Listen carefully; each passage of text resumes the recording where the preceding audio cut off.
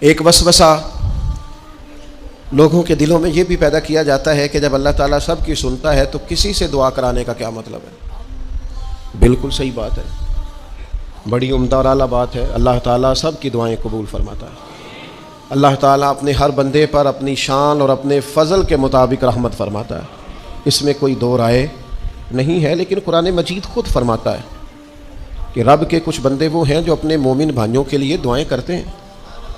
یہ کسی دوسرے کے لیے دعا کرنا اتنا محبوب عمل ہے کہ اللہ نے اسے قرآن مجید میں بیان فرمایا، والذین جاءوا من بعدہم یقولون ربنا اغفر لنا ولإخواننا الذین سبقونا بالایمان۔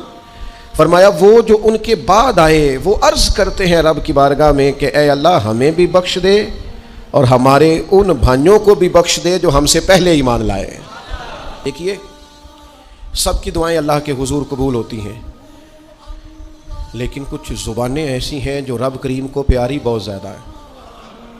حدیث صحیح میں موجود ہے، نبی پاک علیہ السلام نے فرمایا، رب فرماتا ہے جب بندہ کثرت نوافل کے ذریعے میرے قریب ہو جاتا ہے تو وہ پھر اتنا قریب ہو جاتا ہے، اتنا قریب ہو جاتا ہے کہ میں اس کی زبان بن جاتا ہوں، جب بھی وہ سوال کرتا ہے میں اپنے فضل سے اسے عطا کرتا ہوں۔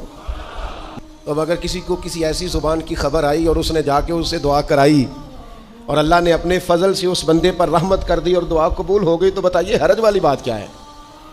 اچھا یہ بھی ضروری نہیں کہ جو دعا کرا رہا ہے وہ کوئی کمزور ہی ہو، وہ گناہگار ہی ہو اور وہ کسی نیکوکار سے ہی کہے کہ میرے لیے دعا کرنا تو تبھی بات بنے گی۔ بعض نیک بھی کہہ دیتے ہیں اور اس سے کہہ دیتے ہیں جو درجے میں ان سے کم ہوتا ہے۔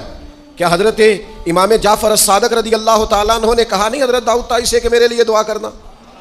کیا کہا نہیں بعض اساتذہ نے شاگردوں سے کہ دعا کرنا؟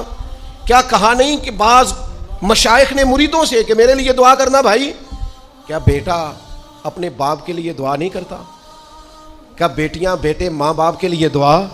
اور سنو نا یار، اس سے بڑی میں آپ کو بات کیا سناؤں، بخاری مسلم میں موجود ہے، حضرت عمر فاروق رضی اللہ تعالیٰ عنہ عمرہ کرنے جا رہے تھے، اللہ کے پیارے رسول رحمت محبوب رب اکبر صلی اللہ تعالیٰ علیہ وسلم نے فرمایا عمر میرے بھائی ہمیں بھی دعاؤں میں یاد کرنا۔ اب بتاؤ اس سے بڑی مثال کہاں سے لائیں؟ حضرت عمر سے نبی کریم علیہ السلام نے کہا عمر میرے بھائی ہمیں بھی اپنی دعاؤں میں یاد رکھنا۔ تو اگر حضور جناب عمر سے کہہ سکتے ہیں دعا کرنا، مجھے بتاؤ حضور کو ضرورت ہے جناب عمر کی دعا کی؟ یہ کس لیے کہا؟ یہ اس لیے کہا کہ ہمیں سمجھ میں آ جائے کہ کچھ لوگوں سے دعا کرا لینی چاہیے۔